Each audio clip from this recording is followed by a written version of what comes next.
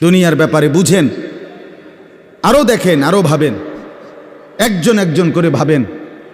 দুনিয়া আরও যদি সাজান, খোদার কসম ক্ষণিকের ক্ষণিকের ক্ষণিকের অল্প সময়ের দুনিয়া চমৎকার সাজাইয়াও তৃপ্ত হইতে পারবেন না, তৃপ্ত হইতে পারবেন।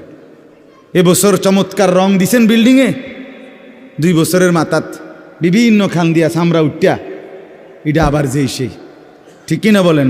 তা আবার রং দাও।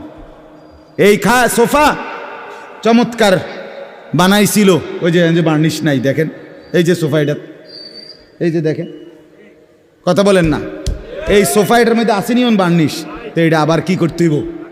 তো লাভ হইল কই? দুনিয়া তো ধোকা, দুনিয়া ধোকা।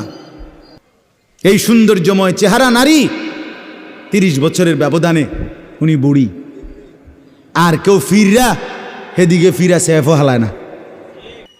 আজ যেই যুবতী, যেই বেহায়া নারী, বেপর্দা মহিলা বাজারে বাজারে ঘুরতো, যৌবন, আরে সেটা তার সম্পদ না, তারটা হইলে তো নিজের হইলে তো সে কখনোই বুড়া হইতো না। আল্লাহ তাআলা বলছে, আমি যখন যৌবন শেষ করে দিলাম, তো এখন আর কোন পুরুষ তার দিকে ফিররা থুতুও বালায় না।